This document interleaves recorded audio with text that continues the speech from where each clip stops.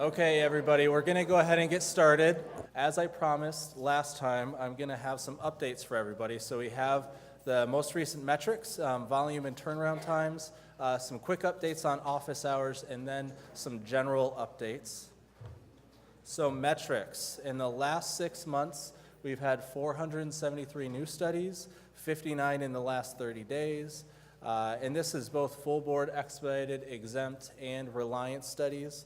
1,466 continuing reviews and 278 in the last 30 days. And I won't read the rest of it, but what I will say here in terms of the timeline, so here's full board, and you can see we've seen a spike. And the reason that we're seeing this spike is because if everybody remembers back to January, you probably got a lot of love notes from me and or from your department administrators about the updated training requirements. We have been using that as a stipulation at new studies and at continuing reviews, and believe it or not, we have some people who don't want to do their education. So those stipulations are just staying out there for a really long time. We've let the staff know that we do have an internal policy of getting those stipulations turned around in about 30 days. So if your team lets our team know that you're just having some trouble, the faculty member, whoever it is getting in there and is getting it done within the next week, we can go beyond that 30-day timeline. But for new studies and for CERs, we're going to start being a little bit more compliant with our own internal policy of either actually withdrawing new studies that we don't have those stipulation responses on, or closing CRs if we don't have those, because it's really affecting our timelines. And the biggest thing is it's really affecting our staff. There's so much that we have pending. Normally the expedited team would have like 10 to 20 items that we're pending out with PIs. Right now we're in the 60 to 100 items pending range. So if it's really affecting the staff's ability to get to new submissions. But for full board, Eric has done a really fantastic job. Eric is down here. Thank you, Eric. We saw that spike up to 76 through the month of January, but we've brought it down, and we're going to continue to bring it back down to our goal. For expedited, we saw that same spike. Chuck has done a really fantastic job of making sure his team stays on it. For exempt studies, we've done a really amazing job of keeping that under the goal. We're going to try and get back down to the 15-ish number, but we're really happy with being at 21. And then Rania over there, hey Rania, again, saw the same sort of spike. With Rania, her submissions are very dependent on external IRBs. So that's why sometimes we see these huge jumps, because if Rania is ready to approve it, but the external IRB hasn't gotten her certain documents, hasn't gotten you certain documents, it just holds up everything. So some quick office hours updates. So I'm sure everybody saw the listserv announcement. We had to move where the office hours was. Used to be down that hallway where Iacook is at in C1210.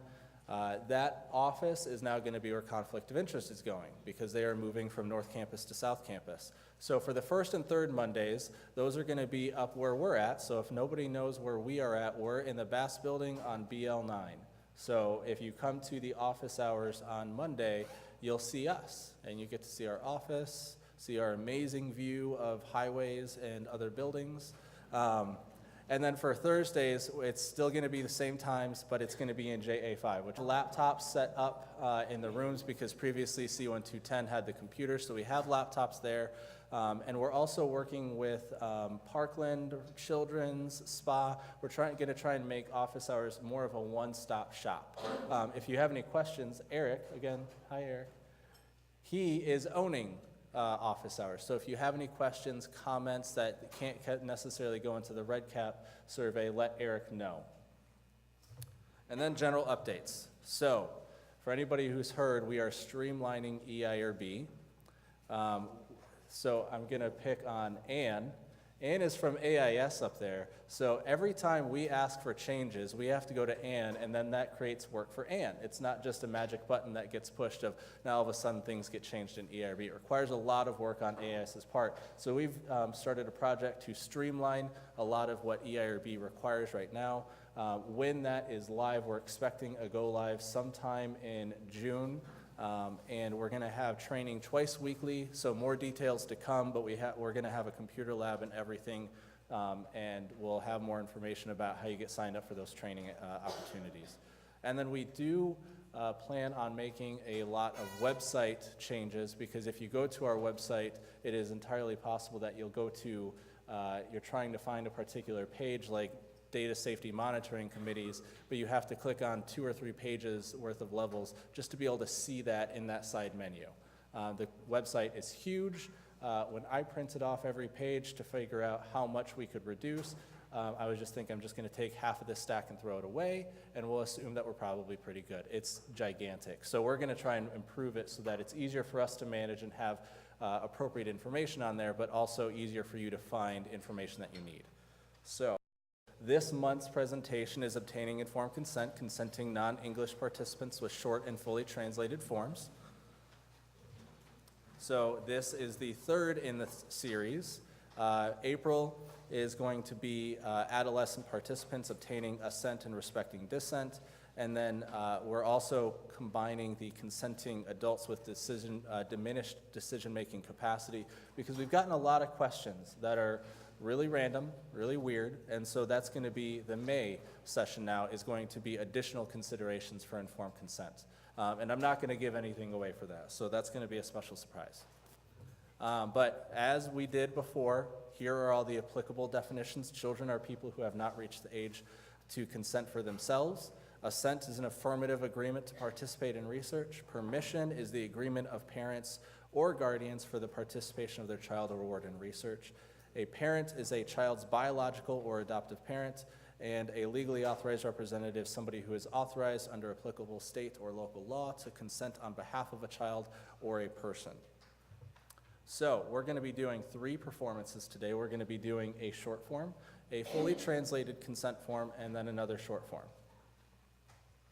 And before we get to the short form, I just want to go back quick to this. So we want to start using some audience feedback, and it's really fantastic that 44 of you were able to get into Menti. I understand not everybody has internet service in this room, but it's really enlightening that 20 people have said that they're not very confident when they're consenting a non-English speaking participant. And I thought about doing how many people have actually done it, but doing it doesn't necessarily mean that you're going to be comfortable doing it the next time. We'll go to the first skit, which is the short form.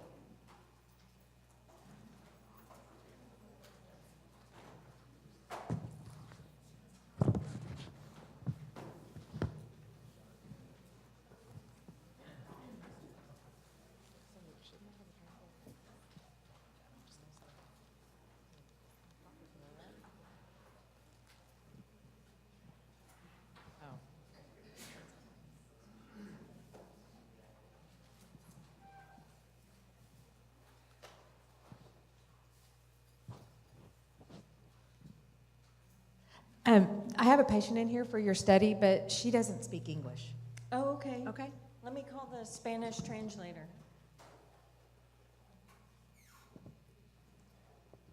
I need a Spanish translator. Yes, I'm coming right over. Thank you. We know it happens that quickly. Ready? Ready. Hi, my name is Paige Turner. I'm here to talk to you. Talk to you about a study that the doctor wants you to be in. We're going to go over the consent real quick and معلش أنا ما بتكلم إنجليزي. what'd she say? That's not Spanish. معلش ما إنجليزي ما إسباني. Hold on 1 minute.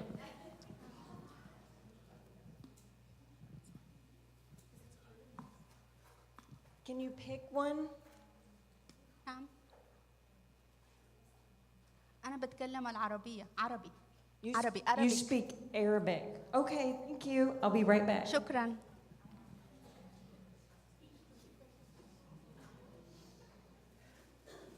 Hi, I need an Arabic translator, please. I'll be right there. Thank you. Yes, it happens that quickly. You ready? We're gonna go talk to a patient about a study. Okay. Okay.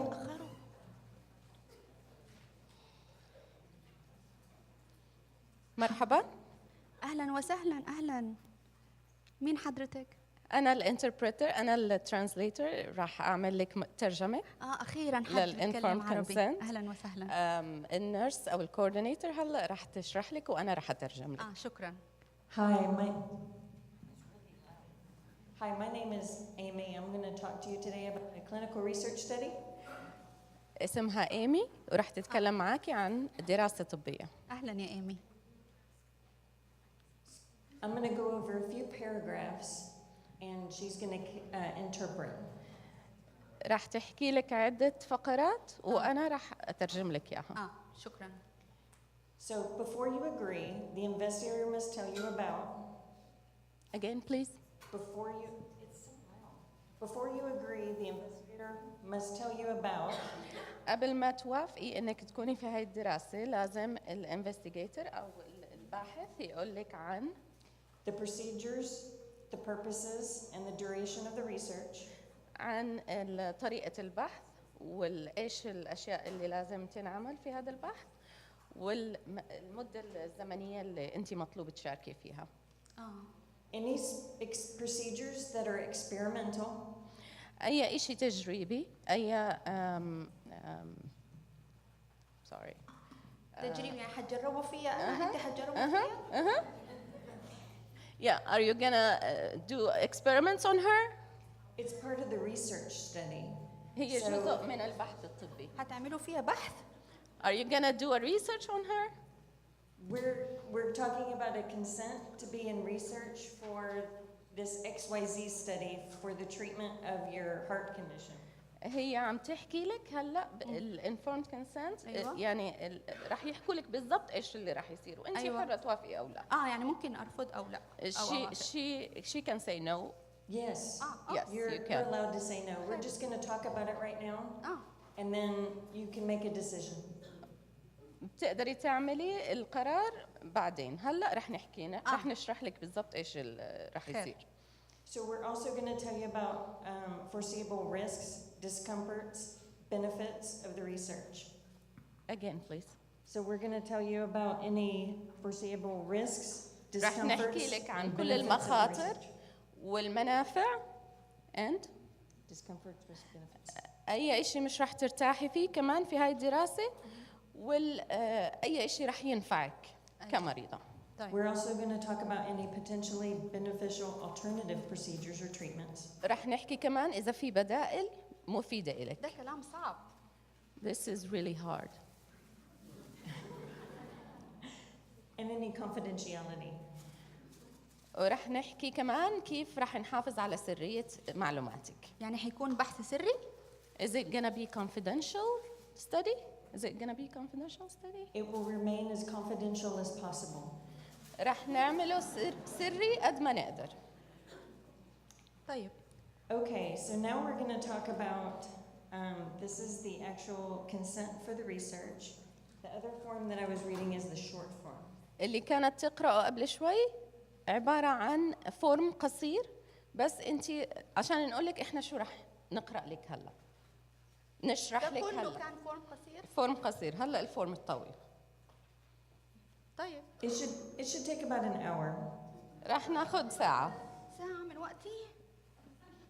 I know you waited about an hour before she got here, but هي عارفة انك انت استنيتي ساعة بس لازم نحكي لك عن كل شيء.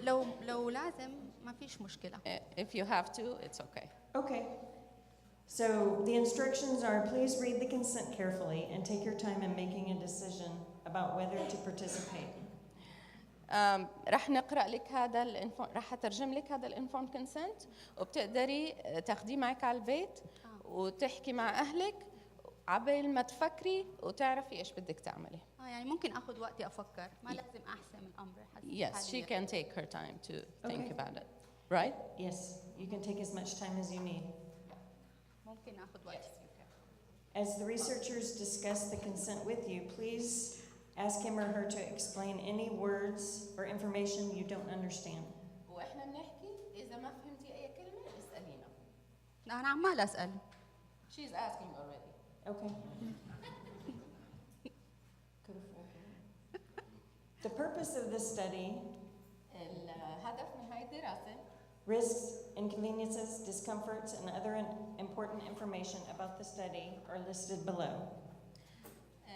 الهدف من الدراسة وأني المخاطر اللي راح تكون في الدراسة راح نحكي لك عنها هلا.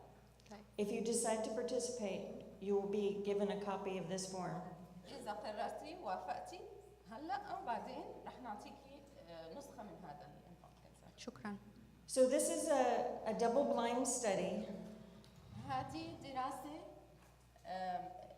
عمياء مرتين. عمياء؟ كيف عمياء؟ يعني أنا مش عمياء.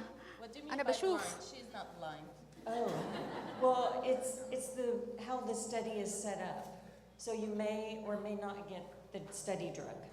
يعني هيك عاملين الدراسة، يمكن تاخدي الدواء ويمكن ما تاخدي. وإيش دخل العمى بالدواء؟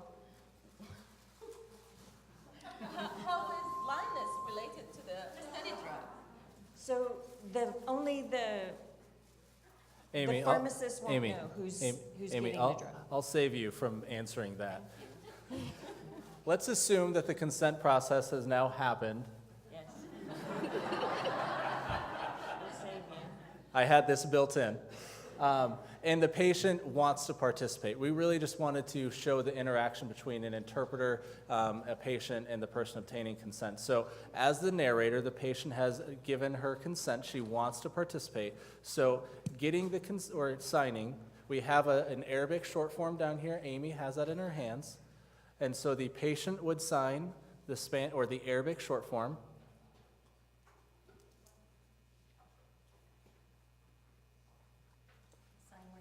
Sign where it says participant. وكي محل ما مكتوب اسم المشارك. Thank you. And The then person obtaining informed consent is going to sign the English summary, which is normally the fully or the English approved consent form that the IRB gave her. It's somewhere in that stack of papers.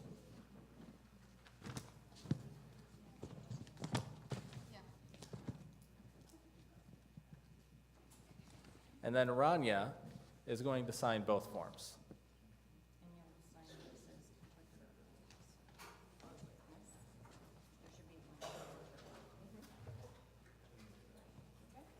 So, here's the next question for everybody.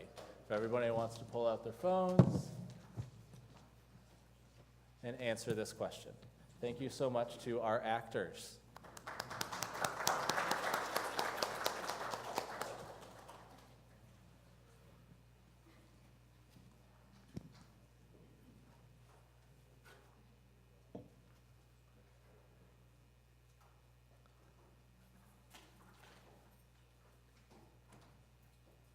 Should have had some music so that when the video goes on the website, everybody understands that's why I was not talking. But I know all of you want to just hear me constantly talking when you're watching this video in the future. So, okay, I don't remember how many we had at the beginning of the session, but does everybody want to know what the correct answer is? The witness. Yeah. So, let me go back. When we're talking about the short form process, you need to verbally translate an IRB-approved non-English short form and the entire IRB-approved English informed consent. So in the regulations, this actually refers to the English summary, but most people in all of research all across the United States just use the IRB-approved English informed consent. An impartial witness, fluent in both the languages, must be present during the entire consent process. So notice that does not say an interpreter.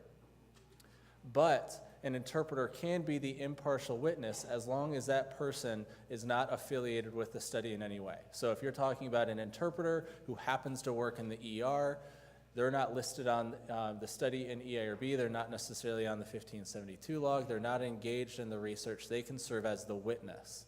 The federal regulations do not require an interpreter to actually sign these documents. They require a witness.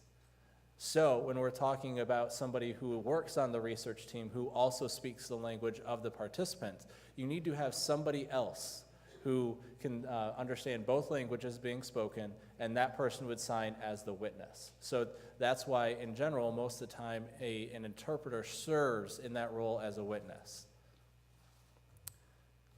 So, and here's a good rule of thumb. It's really quick, really easy. The person should only sign forms they understand.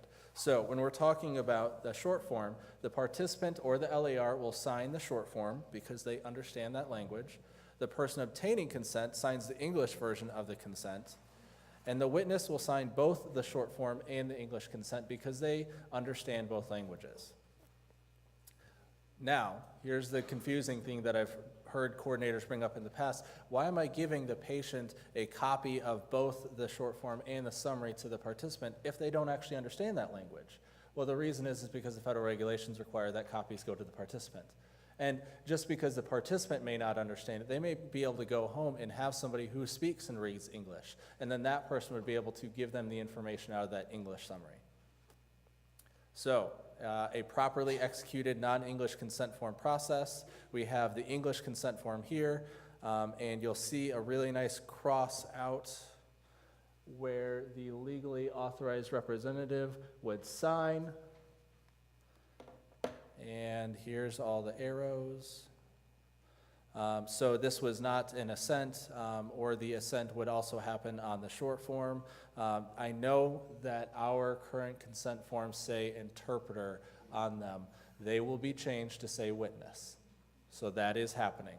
And then on the short form, same thing.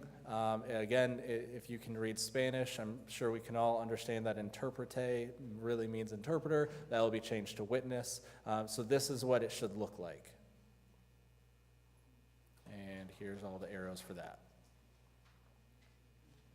So now we have a fully translated consent process with new actors.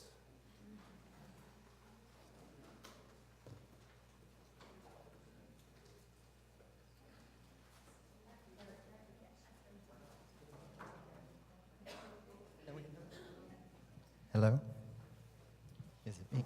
Okay.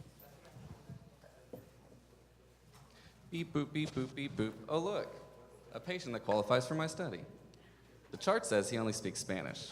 I'm going to go check with the treating team to make sure that he does only speak Spanish. Hello. Hello. I'm going to see, I'm interested in talking to Mr. Solis about a research study. The chart says that he speaks Spanish. I just want to double check. Sure, I'm available. Okay. Do you know if he only speaks Spanish? I'm not aware of that. Okay, well, let's go see. Knock, knock, knock. Hello, Mr. Solis? Yes. My name is Sam Hughes. I am working in research, and I wanted to see if you were interested in talking about a research study. Do you speak English at all? I can have conversations in English, but I prefer Spanish for medical reasons and purposes. Got it, great. Well, I have an interpreter here, Peter, Hola. Hola, ¿cómo Mucho estás? gusto. Igualmente. and he'll speak interpreting for us. Okay. Here is a Spanish document of the consent form, and I have an English version, and we'll go through it together, okay? Okay. So first, I wanted to let you know that you qualify for a study. Estás diciendo que ahora quiere que te sepas que por ahora te calificas por un estudio. Okay. Okay. That has to do with a new potential drug for your disorder. Es una nueva medicina por tu situación por ahora. Oh, okay. Mhm. Okay. You have time to think about it and read the consent. Estás diciendo que ahora tienes tiempo para pensar lo que si te quieres entrar o no. Si quiero hablar con mi familia sobre el estudio antes que decidir participación. So he's saying he wants to talk to his family before he makes a decision to join the clinical trial. You certainly can do that. Gracias. Okay. Está diciendo que sí, sí Okay. puede ser eso. Okay. So I'm going to give you both the Spanish consent and the English consent home, so you can take them home to read with your family. Hay los dos formas, inglés y español. Okay. ¿Está bien? And then next time you're here for a visit, if it's okay, I'll talk to you about the study if you have any questions. Quizás la próxima vez que regreses a la clínica, vamos a volver a comunicar con eso. Si todavía quiere entrar, podemos a ver si te quieres entrar Ah, todavía. gracias, está bien. Great. See you next time.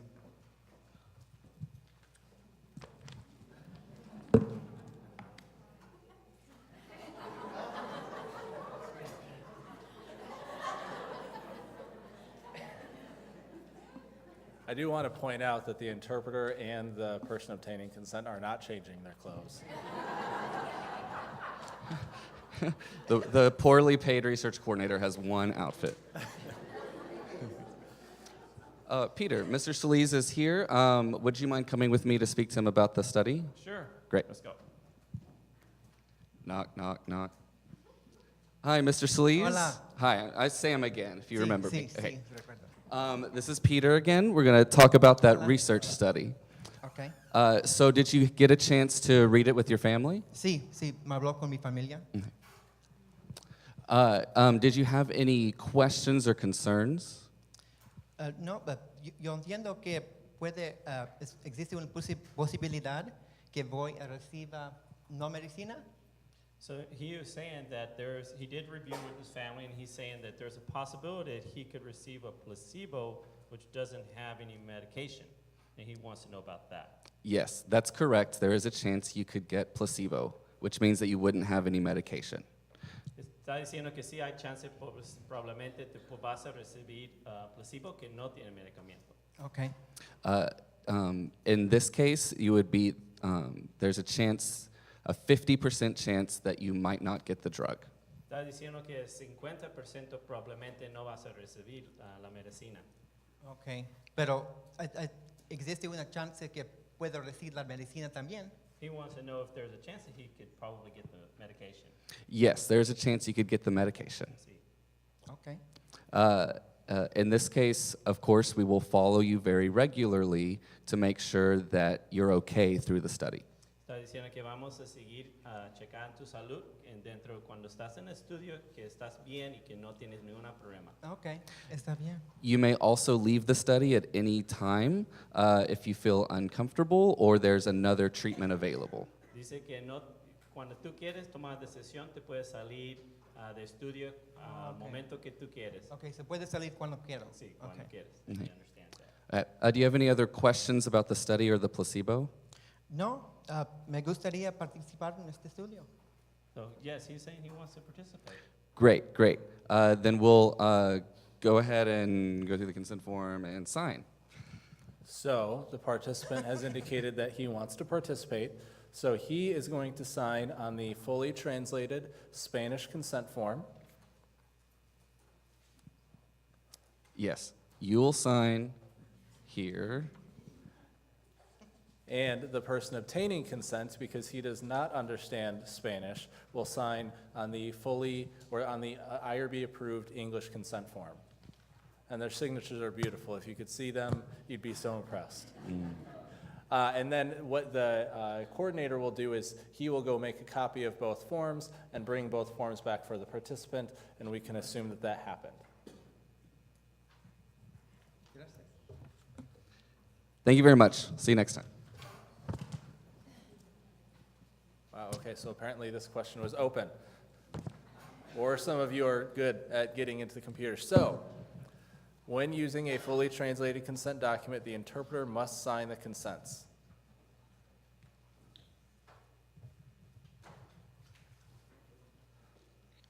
The real research study is whether or not anybody is changing their answer if they haven't put in their answer yet because they see the bars going.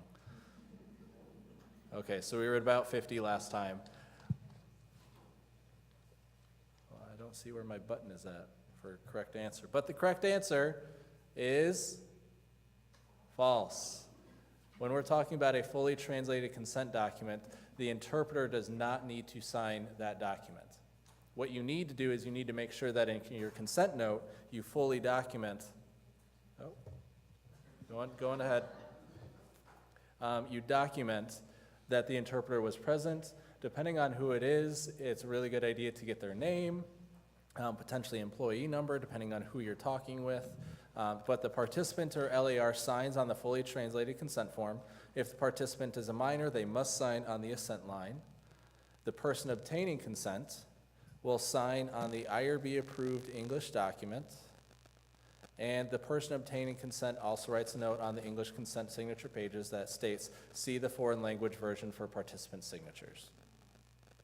So if we have a fully translated consent form, sorry, I thought there were more arrows. This is the fully translated, it's in Spanish, and so you can see that the person who was obtaining informed consent did not actually write their name there, but the patient did. And again, that's going away. And then on the English consent form, the legally authorized representative did not sign their name, but the person obtaining consent did. So, now we're moving into skit 3 for another short form.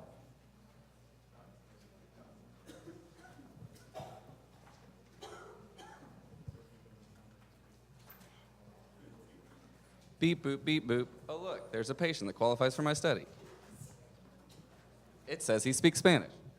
Peter, would you come with me to see a patient who speaks Spanish? Yes, I'd love to. Great. Knock, knock, knock. Hello, Mr. Solis? Yes. Hi, my name is Sam. I work with research and would like to talk to you about a study. Do you speak English at all? No, I don't speak English. Oh, it's just Spanish. Está diciendo que estamos presentando que el estudio que vamos a presentar por ahora. Okay. Awesome. I have a form to give you about the study that is a summary of the research. Es un documento del estudio para decir todo lo que hay. Okay. So you can read through that Okay. and then just let me know what you think about it. Okay. Puedes leer y tomar su decisión. Avísanos si quieres. Okay. That will give you all the information you need to know about the study. Hay toda la información que necesitas saber del estudio. Okay. Sí, yo quiero participar porque el doctor me contó sobre el estudio. So he would like to participate because the doctor said that he's a good candidate for the study. Awesome. That makes my job a lot easier. So we're going to sign the forms now. I'm just going to let's just all sign both of them because when in doubt, sign everything. Vamos a firmar por ahora. Okay. There we go. Sign, sign, sign. This is the English version. Yeah. There you go. And that's the Spanish version, so we're going to do this number, okay. And yada, yada, yada. Will you sign there? Awesome. There you go, interpreter. Great. And who's the witness? I guess you're the witness? Sure. Okay, great. Sign, sign, sign. Okay, I'm going to make copies of these for you, and then we'll start the study. Great. Okay. Es todo. Okay, so if you didn't pick up, there was maybe some mistakes in that one. So what were the opportunities for improvement? Not looking at your slides, because I forgot to make this slide blank when I printed them out for all of you, like I so wisely did last time. So what were some of the mistakes, though? Yeah, Melissa. Yes, he did not go over the English summary. So you have to translate that word for word. What was another mistake? Everybody signed everything, because that is not a good rule. Do not remember that rule. When in doubt, sign everything. That is not a good rule. When in doubt, document everything for sure, but don't trust the bad Sam. The good Sam would never say that. Yeah. And then what's one more mistake that was made? It's there on your sheets. So he really didn't go over the elements of informed consent, and that's what the short form is there for. Because at the very least, the participant should know that this is voluntary, that this is research, this is not necessarily standard of care, that there will be risks that we don't know about, that there may be compensation for injury. It's very short, and that's why they call it a short form, but it gives participants the basics of what research is so that they feel pretty comfortable saying no. So here are all the errors that they made. Again, good Sam would never do that. But here's some debriefing that we'll go over. So use of short form versus fully translated documents. When you're using a short form, you have to word for word translate the English summary.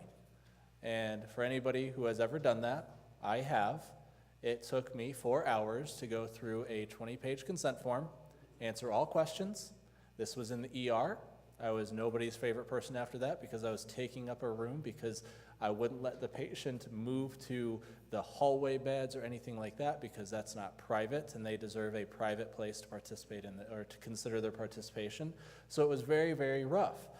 When you're using a fully translated document, we let Eric, the patient, go home because everything he needs to know about the study is in that document. He can go home, he can talk with it or talk about the study with his family, and he can fully consider participation. He knows all the information about the study. If he has any questions, he has all that information in a language that he's comfortable with. So, use of language line versus interpreter in the room. So, if anybody picked up on it, I did not give Rania any forms. And she wasn't supposed to look at the forms. But the reason we did that is because when you're using language line, you don't know who necessarily it is on the other side. They don't give you an email address so you can say, oh, let me just send you the consent forms really quickly. The language line people work with a variety of people around the country. We are just one particular site that we have they have a contract with. And so they don't know that you're going to talk about research when you use a language line. They just know that they're going to speak from English to Spanish, from Arabic to English, whatever it is. So when you start talking about double blind and placebo, that person may not have any context about what you're actually talking about, and they don't have the forms in front of them. So they're pretty good at interpreting just on the fly, but remember that they don't have that context that when you have an interpreter in the room, Peter had all the documents, and he could go and he could look at it and he could say, okay, here's some of the context around double blind. Let me explain it to the participant in the language that he would understand. Because double blind, placebo, investigational, there may not be a one-to-one match when you're translating those words. And then obtaining HIPAA authorization. Obviously, we didn't do too much with HIPAA authorizations. They all had HIPAA authorizations, but we didn't want to get too far into that. But if you're using a short form, did you get the HIPAA authorization translated? Because if you're doing a research study, you still have to get HIPAA authorization. So how are you going to do that if you only have the short form? You're going to translate the HIPAA authorization word for word, along with that English summary. So using a short form looks easy on the front end, but it's much, much more difficult when you're actually consenting a patient. So we put together this little graphic. I have to thank Amy from the Simmons Cancer Center because she had a graphic. I just took it and made it so that it made a little bit more sense to me, but I really liked hers because it was specific to what they need in the Simmons Cancer Center. So this is something that if it's useful to you, print it out and use it if you interact with a lot of non-English speaking participants. But it's split because when we're talking about a fully translated consent form, you're going to have an interpreter in the room. Whereas when you're talking about the short form, what you really need is a witness. That's what the regulations require. So you don't necessarily have to have an interpreter in the room. What you need is the witness who can understand both languages and can interpret the conversation for you. So, and then regulatory considerations for informed consent. So non-English speaking does not mean Spanish speaking participants. So you notice we put that error in. Good Amy would never do that. She would never walk into a room after bad nurse just told her that the patient doesn't speak English. But we kind of do that. I've even slipped up a couple times while I was talking, and instead of saying non-English, I said Spanish speaking, or started to say because when we think non-English, we automatically assume Spanish speaking. But we have a lot of people in the world who do not speak English or Spanish, and we need to allow them to participate in research if it's in the patient's best interest. Is the study approved to enroll non-English speaking participants? That is a selection in EIRB. If you do not have it selected and you enroll Spanish-speaking participants, that is noncompliance. Whether it is major or minor noncompliance, that we could debate, but you need to have approval because they can be considered a vulnerable population. That's why we're doing an entire Research Matters on non-English speaking participants. Because you need to consider the study participation from their point of view. If I was in Germany, I speak no German whatsoever. It's a beautiful country, so it's entirely possible that I could go visit. And let's assume that my daughter, who at this point is 10 years old, speaks fluent German. And we have to go to the hospital because she got injured. And somebody approaches me to do a research study with her, and they're talking in German with her. They give me completely German forms that are all in German. I'm going to feel very, very uncomfortable. I'm going to feel very vulnerable because I don't necessarily know what they're saying to my daughter. I don't know what it says on the forms. So they can be considered vulnerable. What happens if I need to continue study participation with my daughter? Do I even know what I have to do? Maybe, maybe not. The other thing to consider is, depending on what your study requires of participants, do you have to have them do some sort of stress test? And if they have to do a stress test and you don't have somebody who speaks Spanish fluently in the room while they're doing that, if I'm running on the treadmill as a Spanish-speaking participant and I have to go through an interpreter to tell you that I'm feeling some chest pain, that's not exactly safe participation.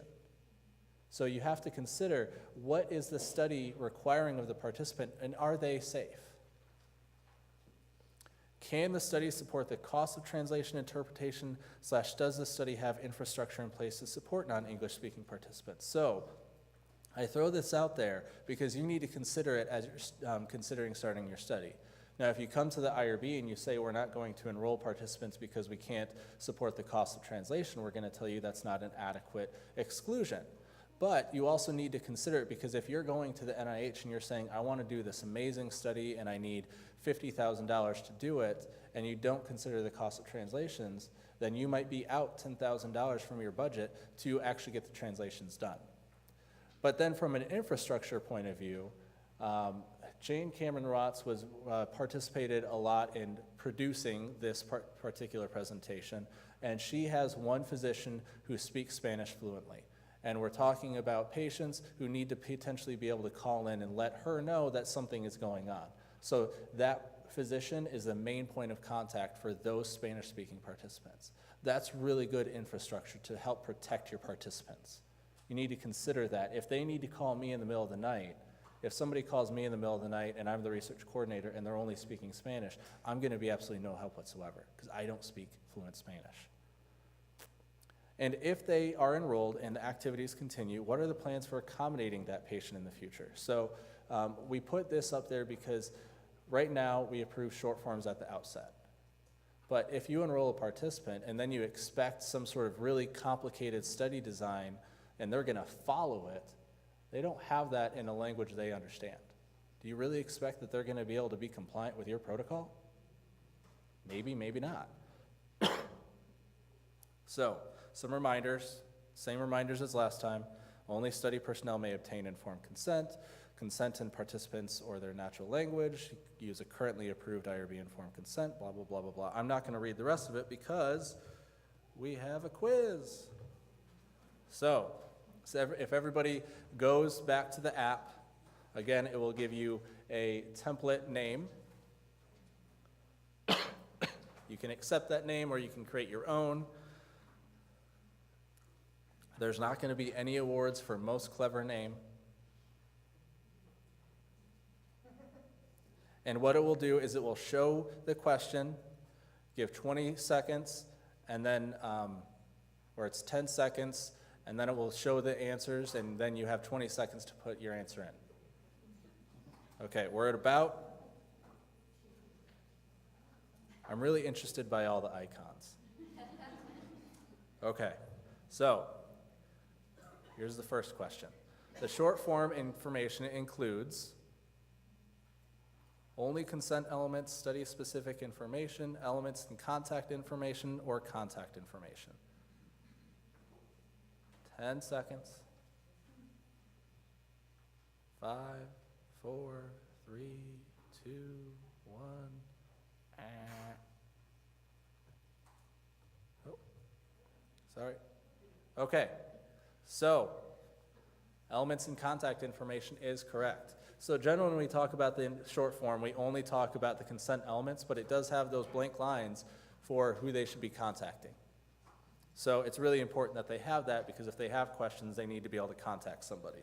So kind of tricky, but I won't lie, it was hard to come up with questions that were short enough so that everybody could read them.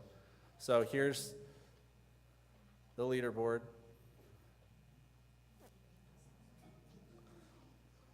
So the quicker you answer, the more points you get. Yeah, yeah. A family member who is fluent in both languages may serve as a witness. True or false? Wow. Answers are coming in fast. You don't need the full 10 seconds. I am interested to see what the answers are. I kind of like that it doesn't even show me.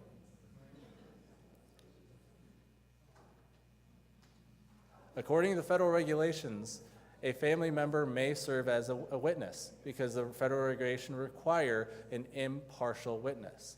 Now, if we're talking about an institutional consideration, if you are at Clemens versus Children's, you need to go to what their policies require, because they may not allow a family member to serve in that role as a witness. They're not necessarily serving as an interpreter, they're only serving as the witness, and that's really important. The federal regulations have made it very clear that they just care about somebody who can understand both languages. How can they be impartial? Because they're not associated with the study. They have to be affiliated with the actual study, part of the study team.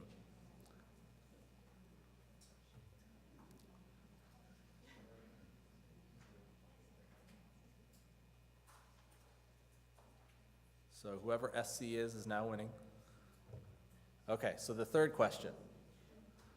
Coordinators should sign which forms when using a fully translated consent? Fully translated document, English document, both, or neither?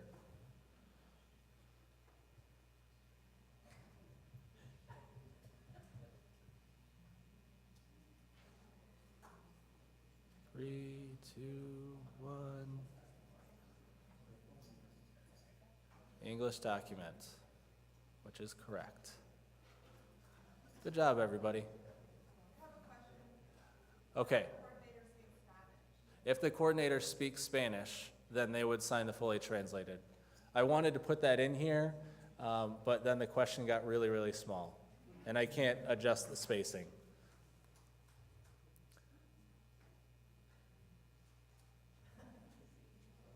I'm not sure why it asked me for players again. What does the IRB require when submitting translated documents?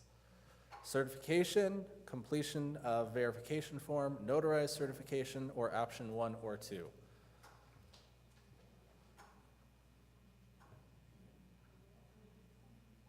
The only thing this needs is a countdown of the points.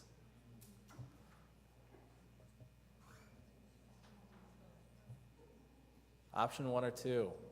Now, again, this is an institutional consideration because the IRB, we have that we will accept certifications of translation from companies or whoever is going to provide a certification. We also happen to have on our website a verification form that does require dual verification, that somebody translated and then somebody else took a look at it and verified that the language was the same. But we do accept verification. Now, you may go to an institution, they may not allow verification, but from an IRB standpoint, the federal regulations do not require it to be certified. We have told the PI and the study team what is approvable in the English document, and it is the PI's responsibility to get that translated accurately.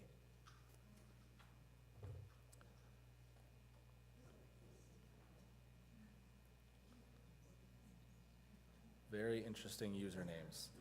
I don't know who Stupendous is, but it's very fun. Okay, so the fifth question. When using either process, subjects should receive copies of all forms signed, only forms they understand, or no copies. Look at how quickly those answers are coming in. Everybody wants the points.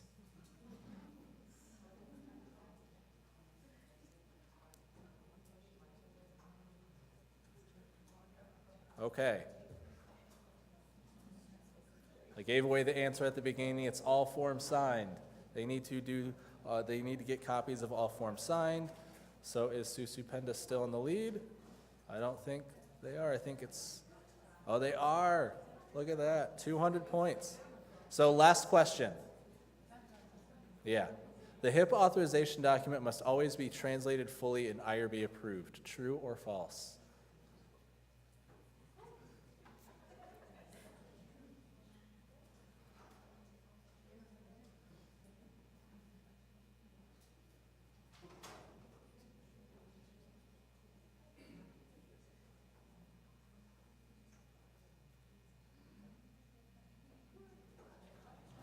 So I gave away the answer, because if you have a short form and the only thing that you submitted was the short form in Arabic, we have the Spanish translated HIPAA authorization on our website, but we don't have the HIPAA authorization translated into Arabic. So you can verbally translate that word for word.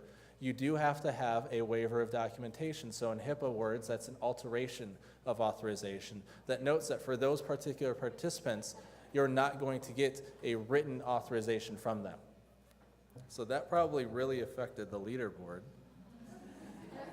But it's not showing me the leaderboard. Okay, so for anybody who has questions, I would encourage you to put your questions in through here, because then everybody can see it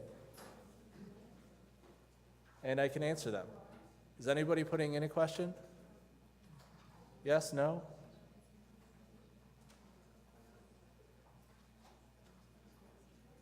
Okay, yeah, okay, go ahead.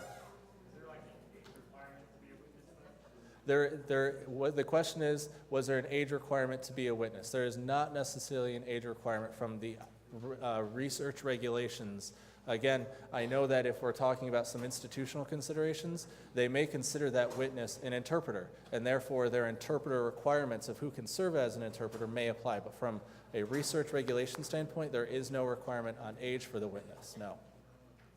I thought I saw a question over here. Oh, I have a question up here. Is there guidance when to use the verification of translation form? So we don't necessarily have any specific guidance on our website, but if you have somebody who speaks fluent Spanish, like Peter. Peter speaks fluent Spanish. He's from the Simmons Cancer Center. He works with patients all the time. If he felt comfortable actually translating the documents, then he could do that, and then somebody else could do some sort of spot check that verifies that his translation was accurate, and then they can fill out the verification of translation form, and that's on our website. Oh, I have more questions. If you don't have a witness available for both languages, how do you proceed? You have to have a witness available in both that understand both languages. It's a requirement. There's not necessarily a way to get around having a witness who understands both languages in the room. I've never seen any ways that you could say, oh, we're gonna, do some sort of modification here, because you're using a short form. The patient doesn't understand, so you could be saying anything you wanted to them, and the interpreter could be saying something completely different. And I say interpreter there very specifically because they are not serving as the witness. What affects the choice between having a short form or the fully translated form? A lot of times cost up front, but you will see that in the future we are not going to be approving short forms at the outset of studies. Short forms are going to be moving to something that is a one-off per patient, because we are going to require a fully translated document up front or some sort of justification of why you're not getting it translated right away. Who can serve as an interpreter? Is there a process? So that's going to be an institutional consideration, because I know if I'm going to Children's and I speak fluent Spanish in this example, they do require some sort of verification process. So that's going to be based on the institution that you are doing the consent process in. There's not necessarily any sort of IRB regulation about who can be an interpreter and whether or not there's a process. So that's an institutional consideration. If there are questions on the English form but are not listed on the short form, how can the patient answer? So that's a really great question, because we see this all the time with optional parts of the consent process where they're going to give their blood and the company is going to keep it indefinitely. So because you're translating this word for the participants, they're going to understand the question and they're going to be able to answer it. And so you're going to document on the English note or a consent document whether or not the patient said yes or no, and you're just going to initial that, and then in your consent note, you're going to outline the process of making them understand that this was optional, they didn't have to do this, and they still said yes or no. Questions just keep coming. What if you have a short form and speak the patient's native language? So this is the point where you have to then have another person who's going to serve as a witness. If you are the coordinator and you speak Spanish and you're only using a short form, you have to have an impartial witness. And so that's why most of the time you'll just find that people are using the hospital interpreter because they don't work on your study, they are impartial, and they can serve as both the interpreter and the witness. Makes it a little bit easier if you also speak the language because then you don't have to go through the interpreter to talk to the person, but they have to be there. Do you have to provide proof that the witness is fluent in both languages? Nothing beyond what you could put in a consent note. You just have to note that if it's the interpreter, they served as the witness. If you have to use somebody else who's going to serve as the witness, then you just document that they said that they were fluent in both languages. And then that was the first question. So thank you so much to everybody. I will be here until people are no longer here. We'll see you in April.